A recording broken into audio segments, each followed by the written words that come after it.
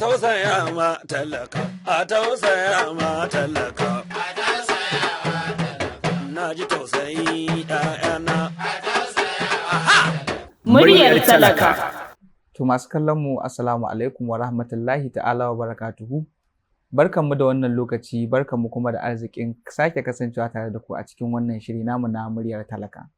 Shirin muryar talaka shiri ne da ke ɗauko jama'a ɓangarori daban-daban domin zuwa da sharhi akan al'amuran da suka shafi al'amuran yau da kullum kenan na faɗin ƙasa Najeriya, wani lokacin har mu tsallaka ƙasashen ƙetare. To a yau ma dai ni Ibrahim Sanusi Bakore a cikin shirin muna tare da Alhaji Muhammadu Rabi'u Sabo Bakin Zuwo, wanda kusan za a ce dattijo ne a Najeriya, yana ɗaya daga cikin dattijai wanda mafi yawanci a ɓangarori daban-daban sai kasance suna sharhi akan al'amuran da suka shafi siyasa. To a yau ma dai a cikin shirin za mu duba zaɓukan cike gurbi da aka yi a Najeriya a makon da ya gabata. Shin za mu ga 'yan Najeriya sun ɗauki darasi akan wannan zaɓen? Kuma ya suke kallon za su iya yi ma wannan zaɓen, za su iya ma zaɓen shekarar 2027 hukunci da wannan zaɓen da aka yi ko kuwa? Sannan za mu duba al'amuran da suka shafi harkokin tsaro da ake fuskantar rashin tsaro kenan a Najeriya a wasu jihohi musamman a arewacin Najeriya. Sannan za mu duba maganar da hafsin sojan Najeriya Christopher Musa ya yi a kan cewa kowa ya kamata ya koyi dabarun kare kanshi. To kuma za mu duba wasu maganganu dai da dama daga cikin wannan shirin. Alhaji barka da wannan lokaci. Barka ka dai. To Alhaji za mu fara da zaɓe da aka yi na cike gurbuka musamman a makon da ya gabata. Mun ga an yi zaɓe a jihar Kano, a jihar Kaduna, a Zamfara, a Jigawa, a jihar Adamawa. Shin Alhaji wannan zaɓen da aka yi, mun ga sau da dama jam'iyyu musamman kaga kamar a ce akwai jam'iyyun da suke mulki na ƙasa, akwai jihohin da suka ci, akwai kuma jam'iyyar da ba ita ke mulki a jihar ba, amma jam'iyyar da ke mulkin ƙasa baki da ita ce ta ci zaben a jihar. Shin za mu iya kallon wannan zaben a wani abu da za mu iya mashi hukunci a zaben da za a yi na shekarar 2027 ko kuwa? A'a, ba za a yi ba. To me yasa? Tun da na ce ba za a yi ba, ina da dalilin da yasa na ce ba za a yi ba, kuma zan gaya maka dalilin da yasa na ce ba za a yi ba. Yanzu kai kana magana general election da za a yi kusan shekara 2 mai zuwa. Shekara 2 mai zuwa na. To, ai ita siyasa ba haka take ba. Misali, kamar yanzu wannan satin na yau Asabar, sai aka zo aka yi zaɓe. Ka yi dabarunka, sauran jama'iyyu suka yi dabarunsu, aka zo aka ci zaɓe. To, fa karfa ka manta, sati mai zuwa in aka zo aka ce za a sake wani zaɓen. Dabarar da kai ka ci wannan yanzu zaɓen. Sati mai zuwa ba shine kwana 7 kacal ba? Bai kai ma 10 ba? To, in ka ce za ka maimaita wannan hikimar da kai ka ci wannan zaɓen a cikin kwana 7 mai zuwa, to ina tabbatar maka za ka faɗi. Saboda haka, wannan bai kai abin da za ka yi fasara ba. Labarin na gaba, amma wannan wasan yara ne kawai. Kuma duk ɗan siyasar da ya ce zai maka fasara a wannan, to bai ma san me siyasar ba. Shi ma bai san kansa ba.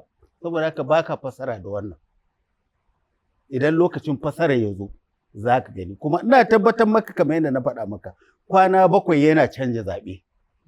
Ba ma wajen shekara 2 ba. Ci gaba da wata tambayar kuma. To Alhaji, mun ga 'yan Najeriya a lokacin zaben, bari mu ƙara taɓa ɓangaren zaben kafin mu tsallaka wani abu. Taɓa. A lokacin zaben mun ga musamman kamar a jihar Kano an kakkama wasu matasa da yawa. Za a iya cewa 'yan Najeriya har yanzu da ɓankwala kenan ake ta yi, ba su ɗauki wani darasi akan mulkin nan da ake masa a wannan lokacin ba. Haka za a yi ta tafiya a ce idan an zo zaɓe matasa za su fito su tashi hankali domin dole sai sun ɗora wani akan kujera? A wannan to ina son gaya maka, ka ɗauki shugabanninmu na baya su ne Aminu Kano, Allah ya ji kansa, Sardauna Sokoto, Tafawa Balewa, Nnamdi Azikiwe, Akintola, da su kuma Abiola, da su dai waye da sauransu wanda suka zama shugabanninmu a da dattijawa na Inyamurai da na Hausawan. To manyan da muka koyi siyasar a hannunsu, ko manyan da suka koya mana siyasar a wannan lokaci, mu ma muke kiran kanmu 'yan siyasa. Yau in ka da su duniya a yau, ba za ma su iya siyasar ba. Don me? Dan ba irin abin da suka sani ba ne, ba abin da suka koya ba ne, ba kuma abin da ake yi ba ne. Saboda haka zancen ka ce wai za ka hana a yi wato wani motsi na barazana sai na ci sai ka ci, to ashe ma ba zaben za a yi ba kenan. Wannan ba za ka iya hanawa ba, sai dai a ce a rage. Amma zancen ka ce wai kwata-kwata gwamnati ta kasa hana 'yan bandi yi wani abu. Ina lalacewa da ta wuce wannan ba dai jama'a. Ana ganin kamar su a daji suke ba sa fitowa fili, su kuma waɗannan cikin mutane. Ƙarya kake, yanzu ai mutane suke bi suna dajin suka fito titi suke bin gida-gida, yanzu ma suna ce Abuja ma za su shigo ba. Abuja suka shigo suka fasa prison suka fidda mutane ba. An ce wannan salo ne na siyasa kawai. To yanzu ma siyasar ake, kuma akan siyasar kake magana. Kenan za a iya cewa har yanzu 'yan Najeriya ba za su ɗauki darasin ba kenan. Haka dai ba za su ɗauka ba, dan ba masu koya darasin. Malaman su ne matsiyatan. Malaman da za su hana su suke sawa a yi. To saboda haka abu zai gyaru. Ai sai ka gyara zai gyara, bai na gyara kansa ne? Ai su malaman da za su hana a yi wannan ta'annatin su suke cewa ma a je a yi kuma a ƙara. To ya zai gyaru? Kenan za a iya cewa matasan da ake ganin za su iya tasowa su gyara goben Najeriya su ne dai za su ci gaba da kasancewa a cikin duhun. A'a, ban yi da ba, kai ba matashi ba ne? Ɗaya daga abin da ni ake ta rigima da ni kenan a rayuwata a yau. Da Allah ya taimake ni a ce za mu samu irin mutane wanda za mu haɗu da ra'ayi iri ɗaya a yau akan ku dai matasan da ake magana. To Najeriya da ba haka take ba. Ai matsiyatan 'yan siyasan da nake gaya maka cewa su ne masu sawar, gurɓatattu ne 95%, masu kyan su ne 5%. Saboda haka ni ai kullum duk lokacin da za a yi interview da ni a kowane gidan rediyo ko a kowane gidan talabijin ko a kowane gidan jarida, za ka ji ba zan gama magana ta ba, zan fara da matasa zan kare da matasa. Don me? Time ɗinku ne ba namu ba ne. Kuma akwai bakin ciki da hasada da ganin kyashi na matsiyata tsofaffin 'yan siyasa, matsiyatan da ba sa son yaran su tashi. Don su gurɓatattu ne. Yara kuma suna so, lokacinsu ne ba lokacinmu ba ne. Yara suna so su koya, baka koya musu ba. Sun tashi kuma za su koya kana cewa marasa kunya ne, ba su da ladabi, ba su da tarbiyya, ba su da biyayya. Ai abin da yake cutar da matasan, yara ina muku albishir, kada ku karaya, ku ci gaba da abin da kake, kuma na rantse da Allah da Annabi wannan matsiyatan tsofaffin 'yan siyasan ko muna so ko ba ma so, yara sai an ba ku dama, ko ba mu ma ba ku dama ba, Allah zai ba ku. Dan me? Time din mu yana ƙariya, duk muka mutu fa maga ta sharri. Ina ka hana wani ci gaba. A ce kullum ku yi mulki jiya, ku yi mulki shekaran jiya, ku yi mulki yau, ku ce kuma gobe ma ku za ku yi. Wannan wani irin bala'i ne irin wannan.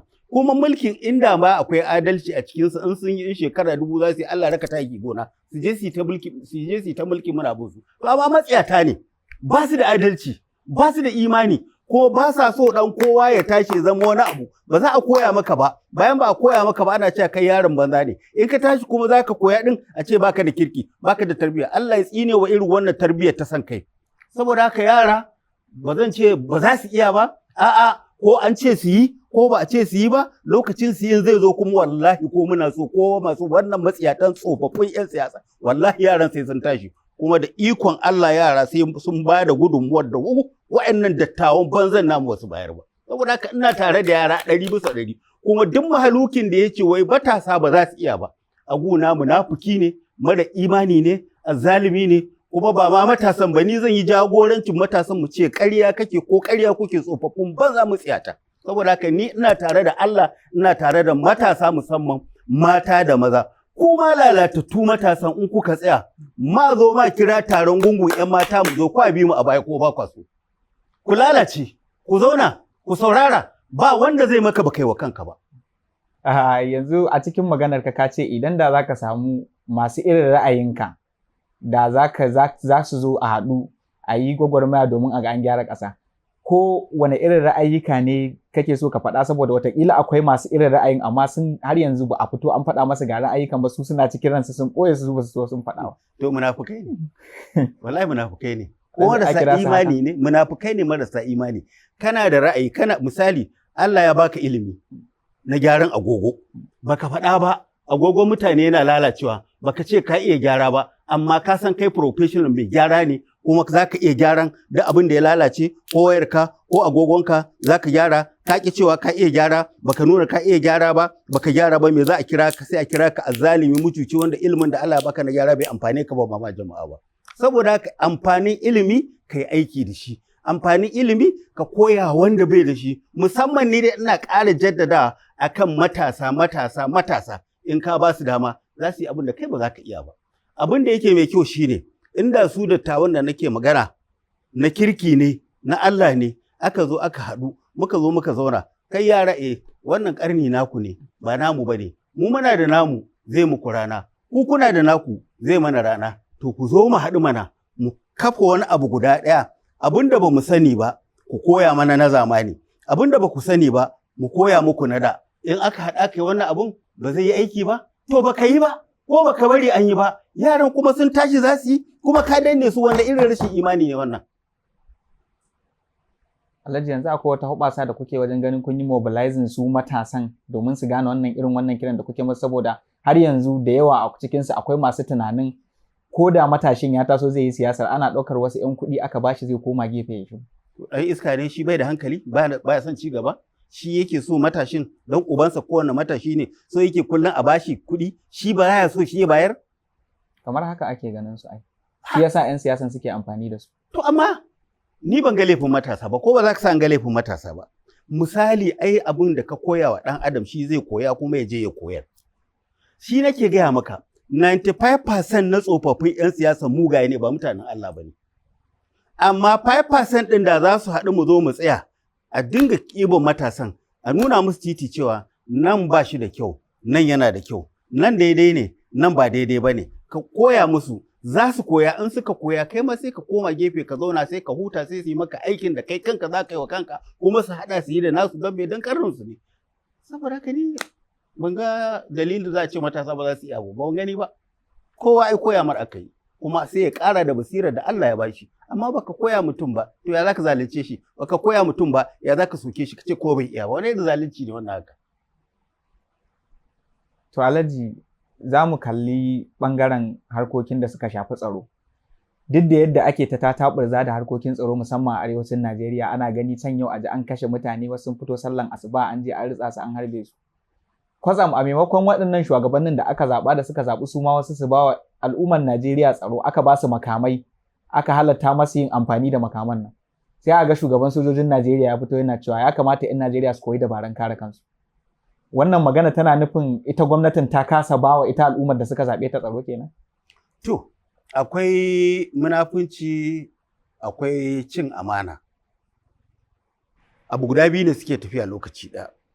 Munafuncin nan, cin amanan nan a wuri biyu yake, amma a guri biyun shine wanda har yanzu ban gano ba. Shin Ahmed Bola Tinubu shugaban Najeriya shine munafuki, muci amana, ko ko a'a jami'an tsaronmu musamman da shi Tinubu ya mana turin je kaka mutu, ya ebo su, ya kawo su, misali ya ce shikenan mu muke ta kuka tsaro kullum kukan mu tsaro.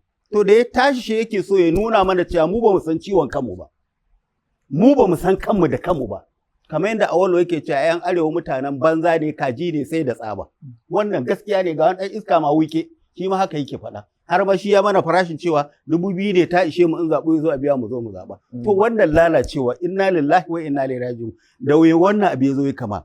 Abin da isa na ce maka akwai munafunci a cikin wato guda ɗaya a ɓangare biyu nan, akwai munafunci a guda. Shi Ahmed Bola Tinubu mun damu kanmu da maganar tsaro, sai ya ce kai a Nuhur Bado area ka ce ɗan arewa ne kai, ba ma tsaron arewa ba, a'a tsaron ma Najeriya gaba ɗaya na ɗauka na baka. Kai 'yan arewa bari ma an ƙara burge ku, kai da defense minister Badaru Talamis ka zo kai ma ku haɗu da kai da Nuhur Bado ku yi wa kanku magani. Kai ma Matola da aka fi bala'i a area ka, kai ma zo ku haɗu ku uku, ku zo ku uku ɗin nan ku yi maganin abin da ya dame ku arewa. Kai na ma ƙara muku ga Chief of Army Staff ɗan arewa ne, kai ma shiga cikinsu ta yasu ku yi maganin abin. Kai ma zo a Chief of Air Staff ɗan arewa ne, ku haɗu ku maganta wa kanku da kanku.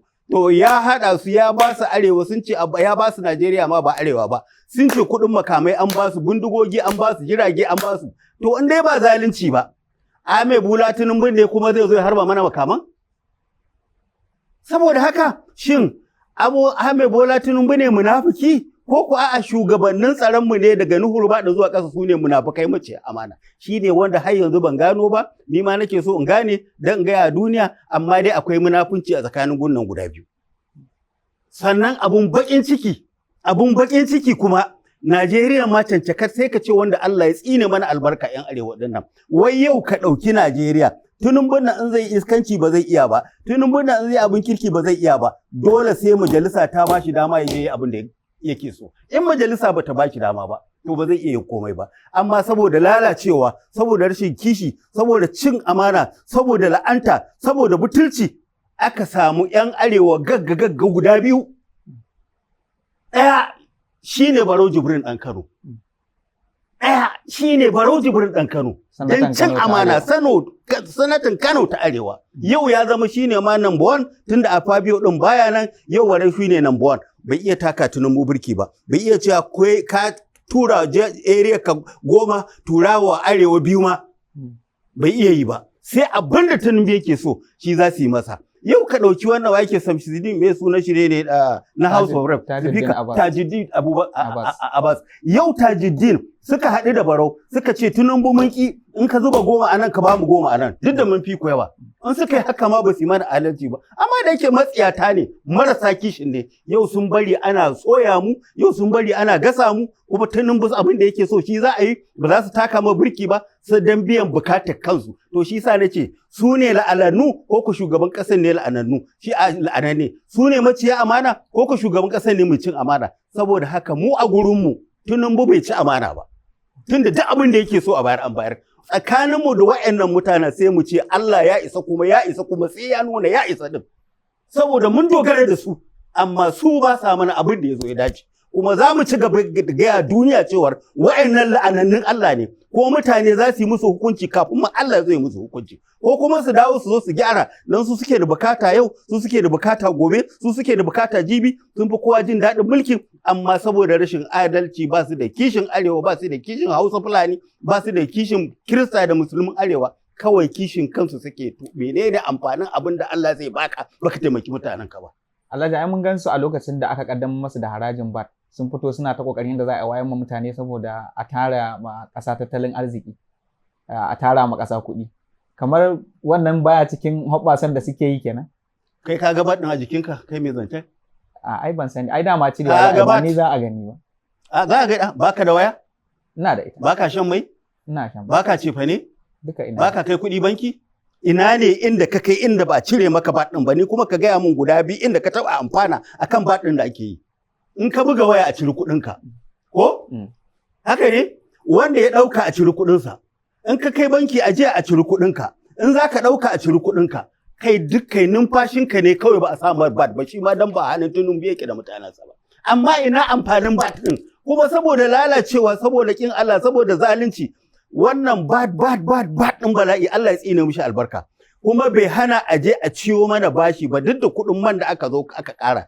duk da bat ɗin da aka zo aka ƙara duk da kuɗin wuta da aka zo aka ƙara yanzu ma ana cewa sauran abubuwa da gwamnatin Najeriya ta rage shi ma za a sayar da shi to menene kai benefitin da bat ɗin menene kai amfani da harajin da aka tara maka ban gani ba in ka gani ga yamin dan nima in gani in ji in ga duniya cewa ga abin da ka ga kamar an dan yi rage na me na bangaren masu haihuwa inda shugaban ƙasa Bola Ahmed Tinubu ya rage da kusan kashi 50 kashi wajen 60 a cikin 100.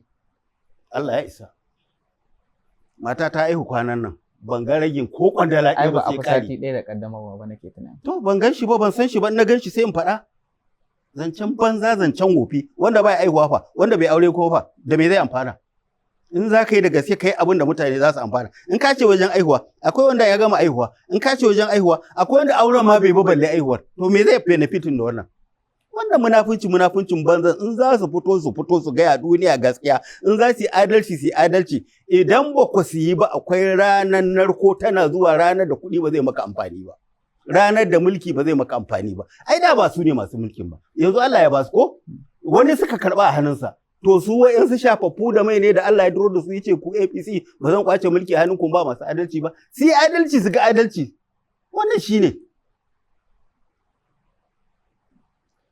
yanzu Alhaji ita majalisar tana da ƙarfin da yanzu misali kamar yadda shi shugaban sojoji ya yi wannan maganar tana da ikon da za ta iya cewa ya sauka ya bar mu wanda yake ganin zai iya saboda mun ga ƙasashe da dama shugabannin ƙasashe ma idan suka ga sun kasa cewa suke sun sauka saboda abu kaza ya gagare su wanda yake gani zai iya sai a ɗora shi yayi ko kuma kawai ita a ɓangaren da za a ƙara haraji ne tafi murya?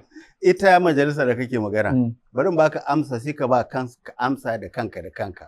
Kana da aure? Kana da mata? Yanzu in ka je ka ce na sake ki tafi gidanku sai in zo in ci baka isa ba, bata sako ba tana nan. Zai yiwu? Ba zai yiwu. Wa igiyar saki take hannunsa? Ni. To ai rahamaniya tana hannun su wannan 'yan majalisar tarayyar da nake gaya maka sakarkarin guda biyu, Barau Jibrin da wannan shi speaker din. Menene amfanin wayannan? Su za su iya taka ma burki, su za su iya sa Najeriya a saiti, dan ma Allah ya nuna musu ishara, saboda ni ban san kwakwalwar wayannan mutanen masu mulkin namu ba. Allah zai nuna muku ishara, ba lokacin annabawa ba, ba lokacin sabai ba, ba lokacin Shehu Usman dan Hodiyo ba. Kuna nan kuna kallo Janar Muhammadu Buhari ya mutu. Kwanan nan ma ko. Kwanan nan. Matsiyatan ku ne ma kuke zuwa da shebur kuna cewa wani turo nan, wannan gwamna turo nan, wannan minista, kuka binne kayan ku da kanku. Yau duk abin da Buhari ya mallaka a duniya daidai yake da bai taba yi ba. Wa'annan mutanen 'yan majalisar dai da yake Allah yana so ya nuna muku ku ba mutanen arziki bane, kuma in kuna so za ku iya zama mutanen arzikin, sai kuma Allah ya ɗauke muku ɗaya matsiyacin shine Afabio. Yau Afabio ana ya mutu, gobe ana yana nan, to ko Afabio ya mutu, ko Afabio yana da rai, ko Afabio yana da lafiya, ko Afabio bai da lafiya. Afabio dai his nomo baya zancen tafiya Senate, ba ma zancen ma a zo a mallaki mutane, a zalunci mutane ba, a'a. Amma ya dama shi kai yana ma da ran kowa shi da lafiya ma, shi ma ya ɓuya, ba a san me yake ciki ba. Yau matarsa ta ce ba mijinta ba ne, gobe ta ce an kashe mata mijinta, jibi a ce yana nan, gobe a ce kaza. Yau dai an kasa faɗa ina Afabio yake, shi da yake shi ne daga shi sai tunummu daga su sai Allah ya isa. Yanzu ku 'yan majalisa, wannan abun bai ishe ku ishara ba? Ga wani ya mutu, ku kuka kai shi, ga abokin aikinku yana da rai, Allah yana nuna muku aya. Ba za ku zo ku ba don ku zo sassauta bayan Allah. Na rantse da Allah da Annabi ba su ga daidai ba, ba za su ga daidai ba in ba su yi daidai ba. To Alhaji, duk da har yanzu muna cikin majalisa, a ɓangaren tsaro yanzu muna gani akwai labarai da suke nuna cewa za a ɗauko sojoji daga wasu ƙasashe domin su zo su taimaka su ba da tsaro. Wannan ma ba hoɓɓasa ba ne kenan. Subhanallah, subhanallah, subhanallah, inna lillahi wa inna ilaihi raji'un. A nan magana ta tashi daga kan kowa. Tunda mu 'yan arewa ne, mu masifar ta fi shafa, to zan tsaya in yi magana ta musamman. Daga kan na ɗaya shine sarkin musulman Sokoto. Zuwa kan sarakunanmu na arewa, wanda kuke naɗi ku ɗauka giri ana ziga ka sa alkyaba, ana ce maka ranka dai da sarakunan musulunci, sarakunan ƙarya dai, sarakunan cin amana. Idan ku kuma ƴan sarakunan mutanen arziki ne ku, kai ko ba ma mutanen arzikin ne ba yanzu, to wallahi azim Allah ya kawo wata guguwa da za ta zo ta tafi da su, ko in ce ta tafi da mu har da su ɗin baki ɗaya. Dalili waɗanda kake faɗa ɗin, ai ka kara Israel ne, na san su. Netanyahu ne, na san shi. Silva Shalom ne vice president, na san shi. Zali Kanasa president, na san shi. Sinago president ɗinsu, na san shi. A Jiran Yomtom, na san shi. Dukkansu wa'annan wannan Mr. Romney, na san shi. Na san su in and out. Na san manufarsu, na san sharros. Ba su da alheri sai shari. Kuma ma abun bakin ciki shine babban masifarsu shine addinin musulunci. To abin da yasa ne magana sarakunan mu, zan haɗa kuma da malaman mu wa'annan izalan masu rawa kai. Ku tare gemun iska, ba ku da aljanna kullum sai ku ce wani ɗan wuta ne, wani ɗan wuta ne. In an zo wajen zagin annabi ko kowa rawa kai da iya yi da tonan asiri da silili. Yau an waye gari, an zo za a halakar da mu baki ɗaya. 'Yan tsirarin malaman mutanen kirki Allah ya musu albarka, kaɗan daga cikinsu su ne mutanen da yau suka taso, matasan ba manyan banzan su mututa azzalumai ba, su suka taso suke cewa akwai haɗari a zuwan Israel nan. Wallahi azim an zo ne, 'yan bendi ba su kashe mu ba, 'yan Boko Haram ba su kashe mu ba, 'yan fashi da 'yan menene robbery ba su kashe mu ba, gwamnatin ta kasa kashe mu, an sa jirage sun zo sun yi bombin ɗin mutanen mu, an jefa wa musulmi bom a nan, an jefa wa musulmi bom a nan, an jefa wa musulmi bom a nan, duk mun haɗa mun haƙura mun bar Allah, wannan ma ba ta yi mana ba. Sai aka ɗauko maƙiyan mu na ƙarshe aka ce wai su za a kasa kare mu, a'a su za a kawo su ƙarasa kashe mu. To ku malaman mu nan ba ma dan Allah ba ko dan ubanku, ku malaman man da sarakunan nan ba ma dan Allah ba ko dan raunan ku, ya kamata ku zo ku haɗu malaman mu, da sarakunanmu da 'yan siyasanmu billahi alqudratu ku zo ku yi maganin wannan abun. Idan kuma kun ki ba ga dara ku saci kuɗi ba, a ba ku kuɗi, ku yi shiru, ku ci amanar jihar ku ci amanar musulunci, ku ci amanar arewa, to a ba ku kuɗin a karku ina amfanin kuɗin. Kamar yadda yake mu cewa ina Buhari yau. Buhari baya nan, ina kuɗin? Babu, ina mulkin? Babu. To kuɗin ma ku ɗauka ba ku mutu ba kuɗin. Ba ku mutu ba ga kuɗin an kore ku, in kun yi sa'a ma kun tsere kun bar ƙasashen ku, in ba ku tsere ɗin ba ma sai an yi list ɗin ɗaya bayan ɗaya ku ƴan tsizalar da ku ƴan ɗarika ɗaya bayan ɗaya manya-manyan billahi kudrar sai an zo da ku malaman da kuka kasa haɗin ku na rantse da Allah da Annabi sai an zo an halaka da ku baki da. Saboda haka yanzu game is over. Abu ya zo ko kai dan Allah, abu ya zo ko kai dan dole. Saboda haka malamanmu, sarakunanmu, 'yan siyasanmu ko ku yi dan Allah ko ku yi dan dole ko kuma a zo a share mu da ku baki ɗaya mu ga ta sata da san kai da cin amana. Sai Alhaji ko mutanen nan kamar kashe-kashen da ake ta yi 'yan Najeriya suna gani duk wani mai wani madafan iko a Najeriya ba a ɗaukar wani wanda za a ce yana kusa da shi ko kuma shi ɗin kanshi, ana ɗaukar wasu ne daga can gefe kamar masu ƙaramin ƙarfi wanda zaka je ka iske an je a ƙauye an tattara mutane da yawa kamar yadda ta faru a ƙaramar hukumar Rumfashi da ke jihar Katsina. An zo an kashe kusan mutum 28 amma duka ina jin babu wani babba ko kuma na kusa da babba da aka ce an kashe a ciki. To ai shi yasa suke gani kila in an kawo waɗannan abun ba zai shafe su da kila. Hasbunallahu wa ni'mal wakil. Ni dai na faɗi maganar nan.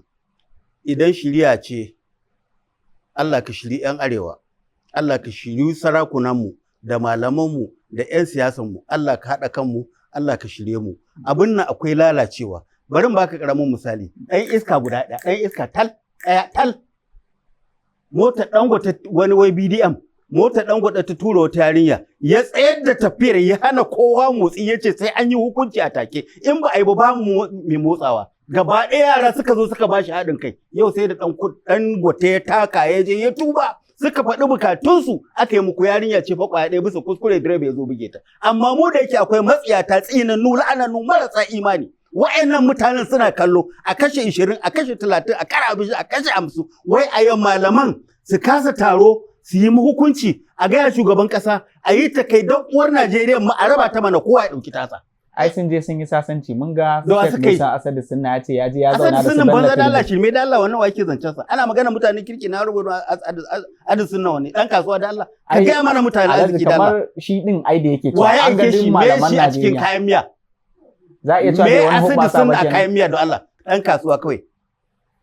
To Alhaji su duk cikin masu sasanci kenan a irin su birnin Magaji da muke gani ana ta yada ana sasanci da barayi sasancin ba zai kawo wai kai mahaukaci ne kai mai tambayar me su me su shugaban kasa ya kasa shi babba mai ta bai kasa har ya ce ko ya dauki makami ya kasa national security advisor ya kasa shi babba ta bai kasa to wa zai iya kenan Alhaji ba za a samu wanda zai iya ba dan akwai yin ne ba za a yi ba dan ba a so a yi don me dan ba area su taba ba arewa ta taba saboda haka mu kuma da aka gane cewa mutanen banza ne kamar da na faɗa ba mu da haɗin kai ita ta jawo ake ta gallaza mana kuma ma ba mu fara gani ba idan ba mu ɗauki mataki tun yanzu ba na rantse da Allah abin da zai fara a gaba wasan ba zai daɗi ba.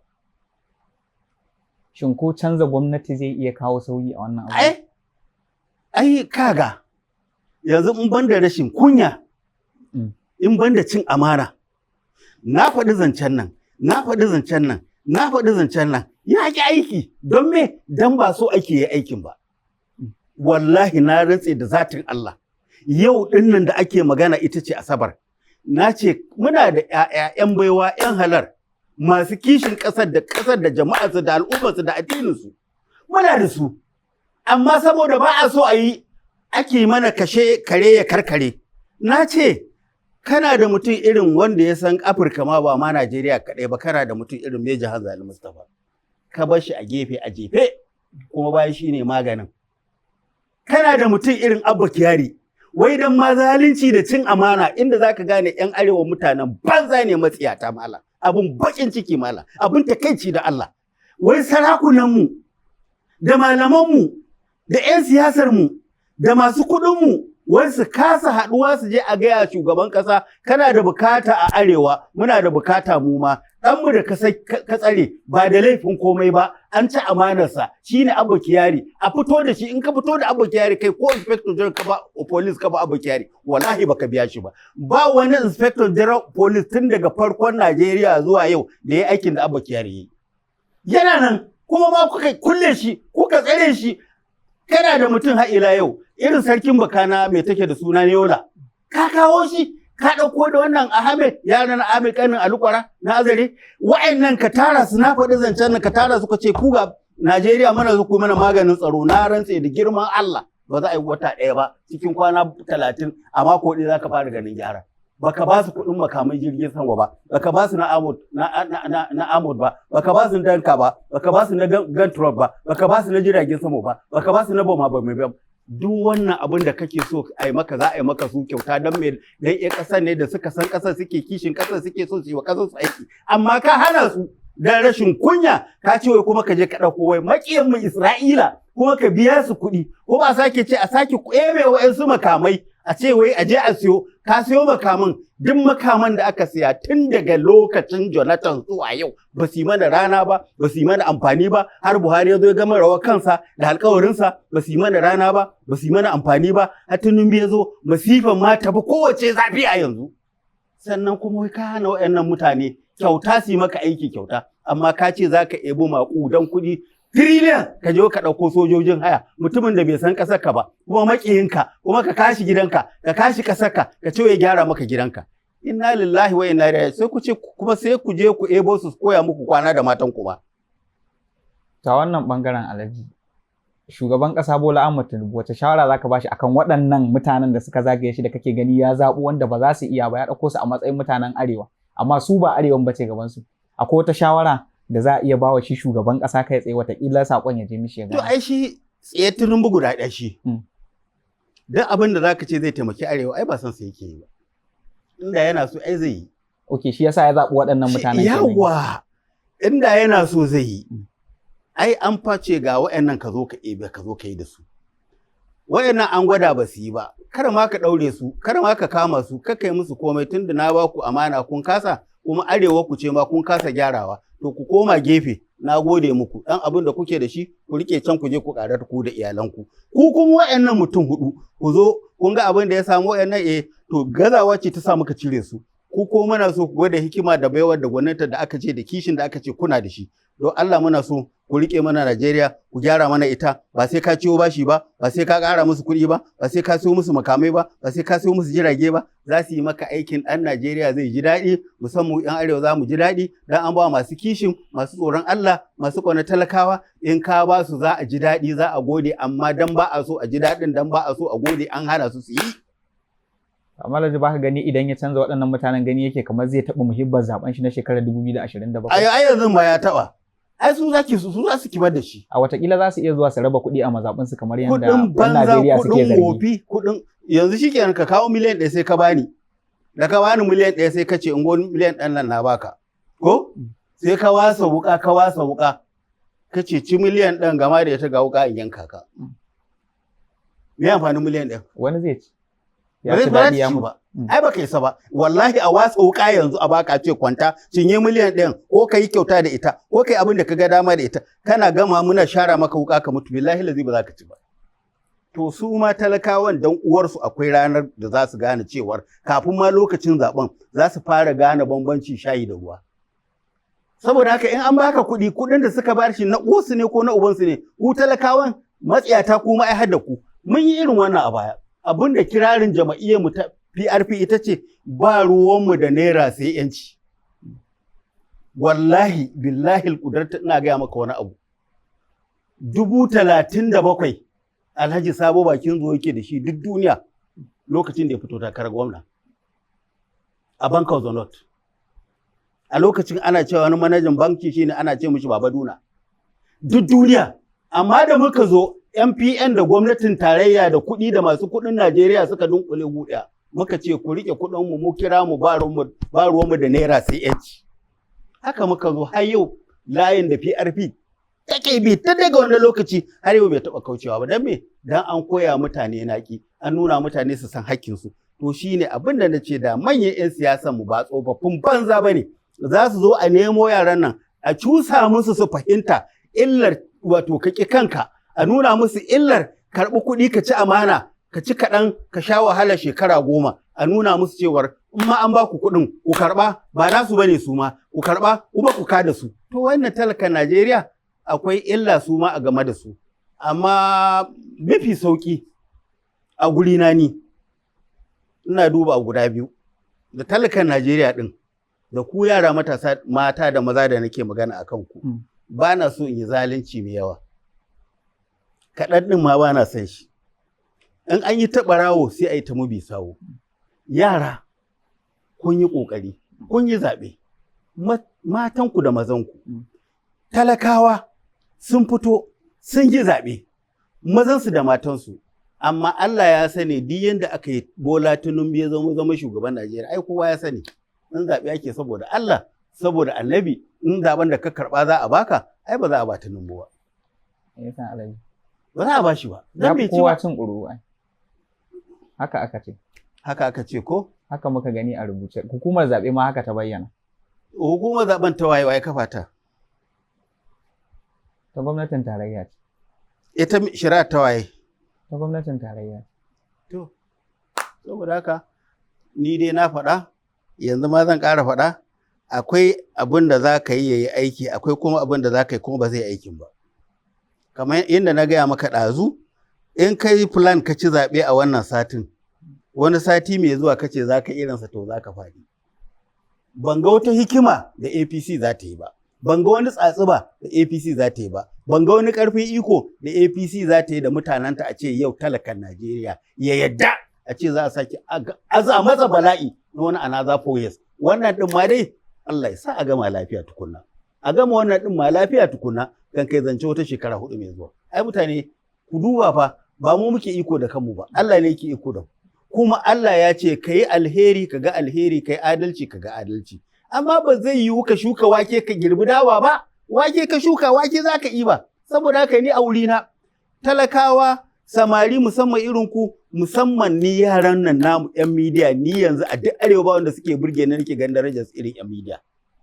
Yara matasa yan midiya, na rantse da Allah da Annabi ba wani malami, ba wani basarake, ba wani ɗan siyasa da yake burge ni. Na faɗi uku, malami basarake ɗan siyasa da yake burge ni irin yara irin kuɗin nan matasa musamman yan midiya. Allah ya musu albarka, Allah ya musu albarka, Allah ya musu albarka.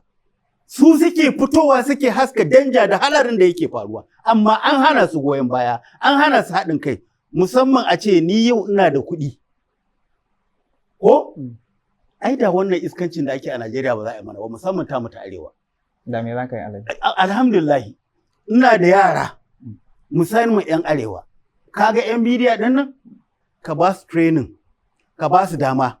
Wallahi tallahi su ne fitila arewa. Na biyu, kamar su Dangote irin su nan da sauransu, da za su yi mana wannan, da sun kyauta mana.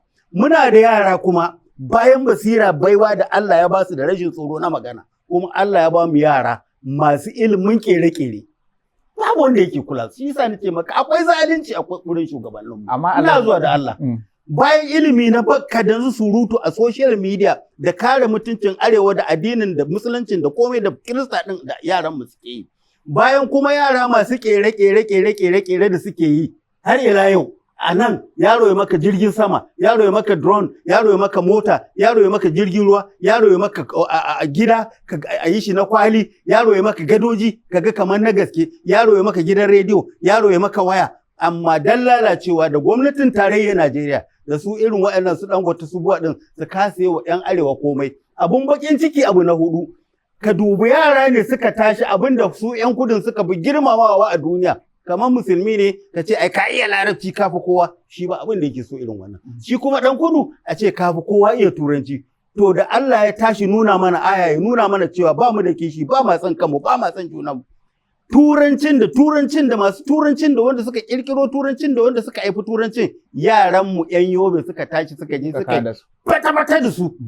Amma saboda la'anta sai a taimaki ɗan bal, ga abin da su Dangote suka yi, ga abin da su Bon suka yi, miliyan nawa aka ba 'yan bal, miliyan aka a wancan karan, miliyan nawa yanzu gwamnati tarayya ta ba nan da gidaje. Amma dan lalacewa da rashin mutunci da rashin imani da rashin kishi, yara su tafi su je su ciwo muku gasa ta turanci a ce wai ba a tsayar da Najeriya ma rana kai ko kwana 7 aka yi ana karrama yaran nan su ce da sun ba da tarihi a duniya. Sannan abu na biyu saboda ku gane cewa ba mu san kanmu ba wannan kuma tun ma kafin Buhari babu wani ɗan arewa da ya zo yaranmu suka tafi suka je suka yi karatu duk duniyan nan suka yi bitin larabawa. ‘Yan arewa namu suka buge larabawa a larabci, suka buge larabawa a karatun alkur'ani, nan kuma aka zo matsiyatan turawan aka share su aka gama da su dukkanmu yaranmu ne na arewa. Amma saboda lalacewa wai shugabanninmu da masu kuɗinmu da malamanmu da sarakunanmu a rasa wanda zai ce kai ku zo a yi wani abu da za mu ɗaga arewa ɗin nan. Da ana yin wannan, da ana nuna musu gata, na ratse da Allah da annabi yaranmu in sun tashi ko kana so ko baka so sai ka bi su a Najeriya. Saboda basira da baiwa da Allah ya basu, da hikima da Allah ya basu, amma lalacewa shugabanci ya hana a zo a duba wa'annan yara. Na rantse da Allah, na rantse da Allah, na rantse da Allah. Ina 1/10 dukiyar da Allah bai Dangote ko buwa. Na rantse da zatin Allah wa'annan yaran nan da suka je suka koyo gasar turanci sai na bada ishara a kansu a duniya sai na musu abin da duk duniya sai ta girgiza. Na biyu yaran da suka zo suka ciyo gasar alkur'ani sai na musu abin da duk duniya sai ta zo ta girgiza. Amma inda mutunci inda imani ga professors na iska na ƙarya da wanda ko allura ɗaya sun kasa yi ga doktoci na banza na ƙarya ko allura ɗaya sun kasa yi a shanan wannan sun kasa yin ta wai dan me su waɗannan yaran ba za ka kirawo su ka bude wata jami'a inna lillahi wa inna ilaihi raji'un ba za ka bude musu jami'a ba kai ka iya turanci a ebo jami'a ko ka ce ku tafi jami'a kaza ku koyar tun da yanzu duk duniya ku ne na ɗaya. Ku gwada basira da bayo da Allah ya ba ku kyanke shi irin ku yara masu kere-kere nan ma Dangote ya bude nasa, Buwa ya bude nasa, gwamnoninmu sun bude nasu, barayi 'yan majalisar na namu matsiyata sun bude nasu, yara kar ku zauna zaman banza, kana da basira tafi China, tafi America, tafi Ingila, tafi Germany, tafi France, ku yo ilimi, mu za mu biya don ku kyanke shi 'ya'yanmu su tashi, Allah ya ji kan alaja da mu ɗan kabo. Sai da lokacin ɗan kabo aka zo ɗan kabo bai mutu ba sai aka duk duniya ba masu pilot irin jihar Kano. Pilot jirgin sama ɗan kabo shi kaɗai. Kai Dangote mai amfanin ka, kai Mawa mai amfanin ka, ku matsiyatan 'yan siyasa mu barayin banza mai amfanin ku. Suna rage kuɗin siminti. Matsiyatan banza siminti bai gidan ƙasa mai za ka yi mar. Yana da gidan ƙasa mai za ka yi, yana da son simintin ka. Suna da sauƙin taliya da magi da sauransu. Allah ya isa. To masu sauraron mu da kuma kallon mu za mu je mu sha ruwa mu dawo alabashi idan mun dawo za mu ɗora. Kada ku shafa'a kuna sauraron shirin muryar talaka ne inda muke tattaunawa tare da Alhaji Rabi'u Muhammadu Sabo Bakin Zuwo a daidai wannan lokaci. To za mu je mu sha ruwa alabashi idan mun dawo za mu ɗora daga inda muka tsaya kuma za mu duba zance akan waɗannan jam'iyyun da suka fito. Shin ya ma tafiyar jam'iyyun take kuma su wane ne a cikin jam'iyyun? Sai a dakace mu. Tausaya ma talaka, a tausaya ma talaka. Na ji tausayi ‘ya'yana. Muryar talaka. To barkanmu da dawowa masu kallonmu da kuma sauraronmu a cikin shirin muryar talaka inda muke tattauna tare da Alhaji Muhammadu Rabi'u Sabo Bakin Zuwo a daidai wannan lokaci. Idan kuna tare da mu, kafin mu tafi mun ce za mu tattauna akan waɗannan jam'iyyun da suka fito yanzu wanda suke tada ƙura musamman jam'iyyar da za a ce kamar PDP, ADC da kuma wato APC jam'iyya mai mulki. Alhaji barka da dawo. Barka. Alhaji gashi yanzu siyasa ta fara ɗaukar zafi tun ana shekara 2 inda gashi yanzu kusan gabaki ɗaya gamayyar 'yan adawa sun je sun samu wata jam'iyya guda ɗaya sun maida ta wata rumfarsu da suka shiga suka tsaya. Shin akwai 'yan Najeriya da suke da wasu zarge-zarge akan wannan tafiya. Suna kallon cewa da APC, da ADC, da PDP dukan sai da aka tara su za su ba da APC ne. Shin ya kake kallon wannan maganar? Maganar gaskiya ne 'yan cikin APC su ne dai a ADC idan aka zaɓi ADC ita dai abin da APC result da ta bada shi ne za a samu a lokacin da aka zaɓe ta ko kuma shin za a samu canji? To, ni a wuri na sai ce alhamdulillahi. Abin da ya sa ni ce alhamdulillahi musamman da Allah yake nuna azzalumai yake ɗauko su ɗaya bayan ɗaya yana haɗa su akan tafiya ɗaya. To abin dariya ko kuma abin kaico da wanda bai sani ba. Amma kamar mu da muka sani sai mu ce abin dariya kuma abin bakin ciki. Wa'annan ba maganan coalition kake yi ba? Na'am, ADC ba na'am. ADC ba? Yo ainihin roƙona da 'yan Najeriya baki ɗaya don Allah don Annabi, don Allah don Annabi, don Allah don Annabi ina roƙonku. Allah ya yi mana aikin da muke so za mu yi ba mu iya ba, Allah ya mana. Shine ya tara mana wa'annan azzaluman matsiyatan gu ɗaya. Su ne 'yan ADC ɗin. Wai wa'annan ADC da kake magana. Ba wai me ADC ne ba Atiku Abubakar ba ne? Ai ana ganin su malamai su Peter Obi. Allah da Allah ka tsaya mana. Ba Atiku Abubakar ba ne? Ba shi kadai bane ai. Ayya wayyo Allah ka an samu mana. Hada shi a ciki. Madalla. Peter Obi ko? Nasiru El Rufai ko? David ma da ake ce shine shugabanta ko? Masha Allah. Waye ne kuma? Ameci ko?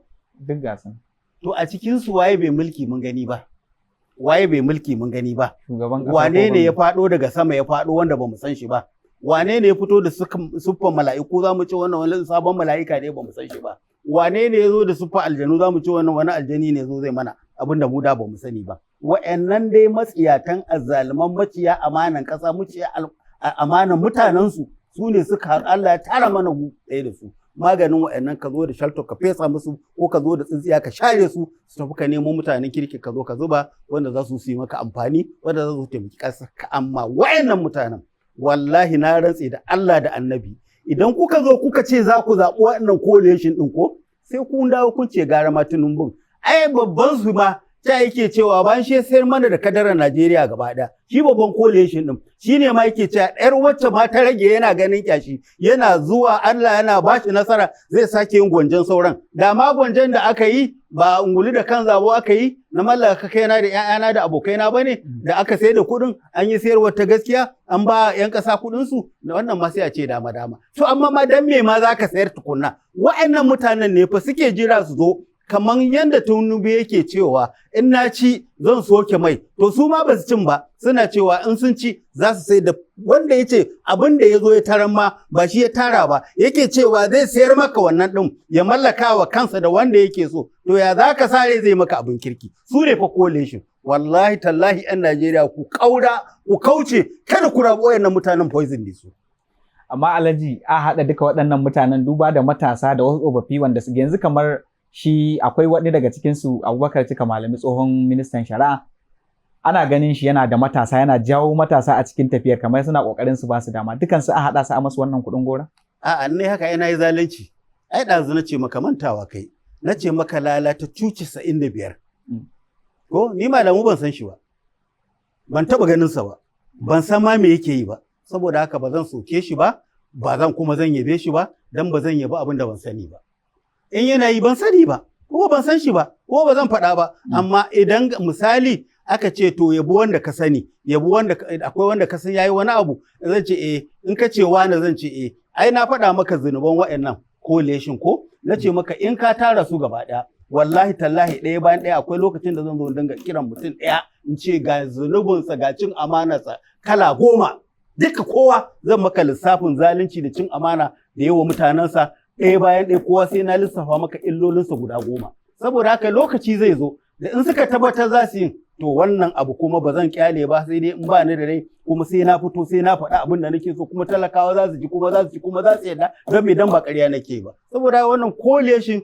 taron banza ne amma abin da yasa nake so ka gane nake cewa mutane musamman ku matasa maza da mata ku guji mutanen nan ba su da imani ba su da tausayi ba su da kishi ba sa son ku ba za su so ku ba to ku dan me za ku so su ga hujjata ai kai matashi ne mun taɓa interview a gidan naku gidan talabijin ɗinku da suka turo wakilinsu matashi ya zo ya kare jama'iyyarsu na ce mishi kaga kafin a fara komai zan tambaye ka ka zo ka kare jama'iyyarku ko ta coalition ya ce a gaban ka aka yi na ce to shikenan ga wayata in na ce ka sayar mun kai yanzu misali ma in ɗauki wayata in baka ce lalaje ka sayar mun kasuwa zan to nawa za ka sayar mun ai zan tambaye ko na je sai na tambaye ka sai ka tambaye ni to in gaya maka nawa na siya ko kuma in gaya maka nawa za ka siyar don me dan ka san kuɗin ta sai na ce a'a je ka kawai sayar tafi ka sayar sai in tambayi masana kafin na siya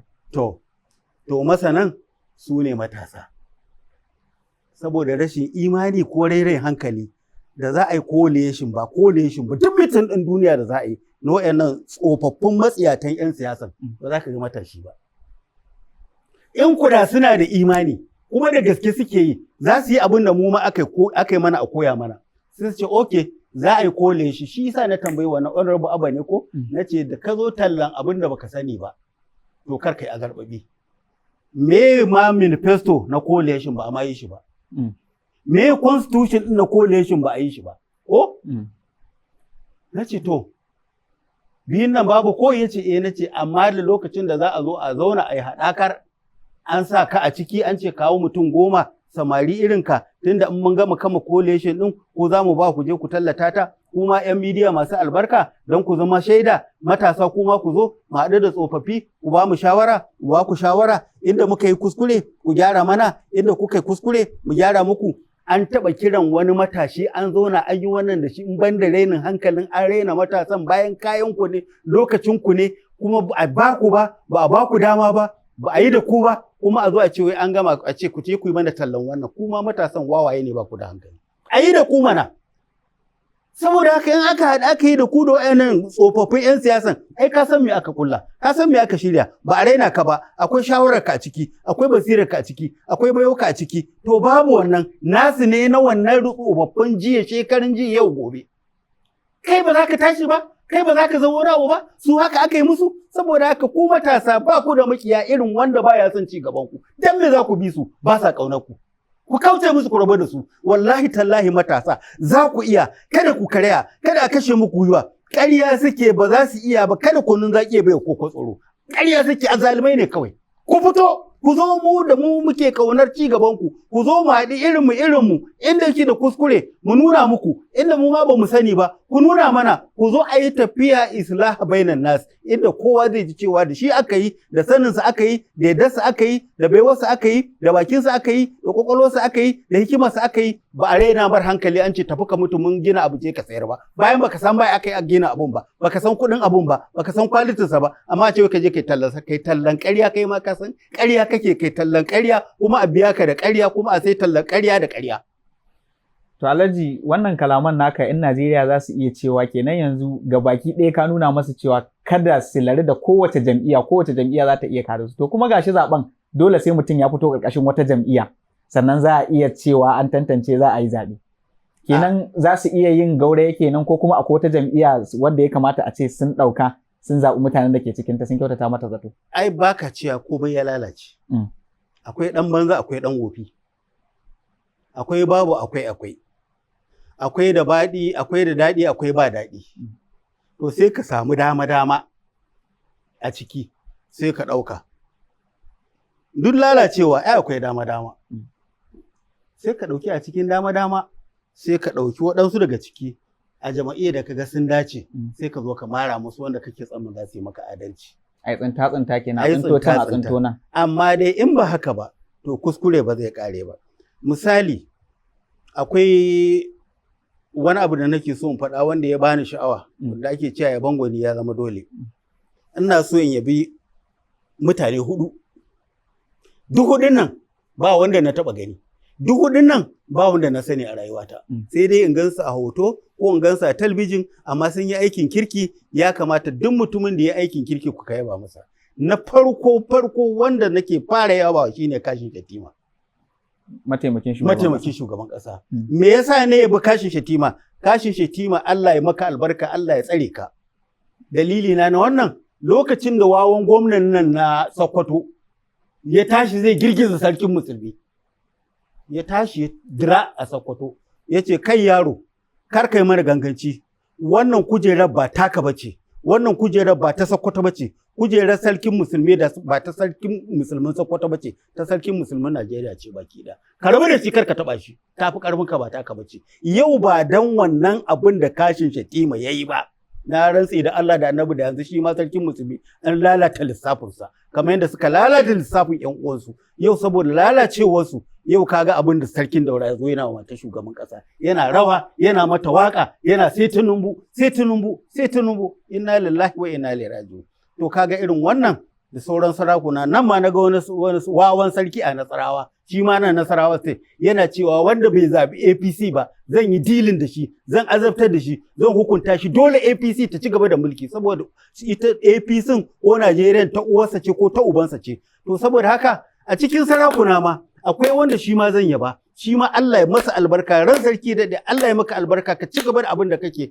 Allah yana tare da kai, muna tare da kai, kuma wallahi lazim ba za a ga karshen ka ba insha Allah, saboda me abin da ka dauko da gaske kake yi, ba ƙarya kake ba munafikin sarki bane kai, ba muci amanan sarki bane kai, shine sarkin Katsina. Ya fito ya faɗa abin da nake haushin nan, ya fito ko nawan ya ji ko a ra'ayinsa ne ya dace da nawa, shi ma yace daga yau abin da ake wa arewa da jiha ta ya isa, ko za a cire rawani na sai na faɗa, na daina gani in yi shiru. Iyakar ta ce rawani a cire, iyakar ta ce kujera a cire, amma ba zai hana ni yi magana akan abin da na gaba daidai ba. Wannan sarki Allah ya mishi albarka. Sarki na uku shine Alami dan Adamawa. Ya fito ya yi magana cewa lokacin da bandi suka zo suka fara mai iskanci ya tara su, ya ce kun san mu mun san ku, mun san uwarku, mun san ubanku, mun san raganku, mun san matanku, mun san ƴaƴanku. In kuka shigo mana da wannan, kafin gwamnati ta zo mu za mu fara maganin ku. Yau an yi? Ba a yi ba. To yanzu ka ɗauki abin da sarakuna, ka ɗauki abin da shi sarkin Katsina ya yi, ka ɗauki abin da Lami ɗan Adama ya yi, a ce su sauran sarakunan ƴan uwansu daga kan sarkin musulmi, shehun ba na zazzawaye, ka tara su in suka ce za su irin wannan, wanda ɗan iskan ɗan siyasa ne zai rena su. Babu. Sannan ka dawo baya ka dubi Allah, a cikin gwamnonin ma akwai wanda shi ma ban san shi ba, ban taba ganin sa ba, amma yayi abin da zaka ce shi ma gwamna, Allah ya maka albarka, na gode maka, kai ba munafiki bane, kai ba mucin amana bane, kai ba mai yaudari bane, shine gwamnan Kaduna. Obasani ne ya fito ya ce mu gaya wa kanmu gaskiya, mu ne problem ɗin arewa, mu ne ba ma yin abin da ya dace. Wannan irin mutane baka cewa akwai ya lalace gaba ɗaya, irin kamar yadda Obasani, in wani gwamna ma ya fito ya faɗa, wannan ma ya zo ya faɗa, wannan ma ya zo faɗa, sai kaga gyara ya zo. Amma saboda matsiyata ne sauran, shi a cikin gwamnonin Allah ya masa albarka, Allah ya keɓe shi, ko ƙarya ce ma da bai daɗi, balle ma ba ƙaryan ba ne. Amma ban da shi duk Najeriya babu wani gwamnan da ya irin wannan cewa kurakurai a wurinmu suke, ku zo mu gyara. Mai gidansu Bola Tinubu da kansa ya ce na gaji kuɗin da nake baku ban gansu a karba, talakawa ba sa amfana, ku fito ku yi mutane abin da ya dace. Shi ma ya faɗa, shi ma kaga Tinubu sai ka gode masa, saboda abin da yake so a yi ba su yi wa mutanensu ba, shi yake kishin mutanensu kuma da mutanensa. To dan menene kuma mutum zai abin yabo ba za ka yabe shi ba? Saboda haka da sarkin Katsina, da Lami dan Adamawa, da Vice President Kashin Shettima, da sarki da wannan Obasani, wallahi ba zan fasa gode musu, kuma in gaya duniya a gode musu, a yi musu addu'a dan Allah ya ƙara musu ƙarfin gwiwa akan abin da suke a yanzu, ba zan fasa musu addu'a ba. Kuma ina kira da duk 'yan Najeriya dan Allah da Annabi, wa'annan bangarorin nan guda hudu mu ba su haɗin kai, mu ba su goyon baya, irin su muke so. In suka fito wa'ansu ma za su tsoro, in muka rasa irin wa'annan, to mu din ma masu magana ma sai an waye gari ka ne mu kowa ka rasa. Saboda haka yanci ya bangoni ya zama dole. Wa'annan mutane ban san ko dai a cikin su ba, a ido na ban taba ganin su ba, in ba a TV ko a hoto ko a bidiyo ba, amma tun da sun yi abun yabo, duk inda zan yi magana sai na yaba musu. Kai ma wani mutum can ko wani sarki ko wani malami, ba dan izala ba, ba dan dariƙa ba, ko dan waye ko dan wuta ne, in ka fito in kai abun yabo zan ce dan wutan da yayi abun arziki. To amma baka yi abun yabo ba, dan me zamu yaba maka?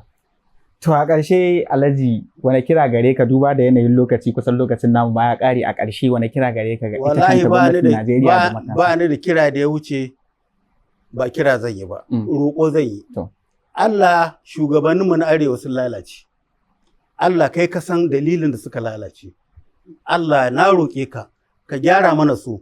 Ya Allah ka haɗa kan shugabanninmu, ka ba su kishinmu, ka ba su damar su mallake mu, ka sa musu adalci da zumunci da juna, yadda muka tashi muka gani a baya kakanninmu da iyayenmu. Allah ka sa a yi wanda ya fi wancan. Allah kuma ko da ba zai fi wancan ba, to Allah ka haɗa kansu su yi kishinmu, mu yi kishinsu, su kare mutuncinmu, mu kare mutuncinsu. Allah ka ba mu zaman lafiya a Najeriya. Masu kallonmu da sauraronmu duka-duka, duba da yanayin lokaci, dole a nan za mu yanke shirin, sai kuma wani lokacin idan Allah ya kai mu. Alhaji, da fatan in mun ƙara miƙo saƙon a shigo mana domin yin wasu fashin baƙi da sharhi, a taimaka a shigo mana. To masu sauraro, kuma a madadin ni Ibrahim Sunusi Bakore da na gabatar, da kuma wanda ya kula da na'urar Abdulrahim Salisu Funtuwa, sai wanda muka kasance tare da shi a cikin shirin Alhaji Muhammad Rabi'u Sabo Bakin Zo, muke cewa ku ci gaba da kasancewa tare da mu domin kawo muku shirye-shirye masu ilmantarwa da faɗakarwa da kuma nishaɗantarwa. Wassalamu alaikum. Tausaya ma talaka, a tausaya ma talaka. Na ji tausayi ‘ya'yana. Muryar talaka.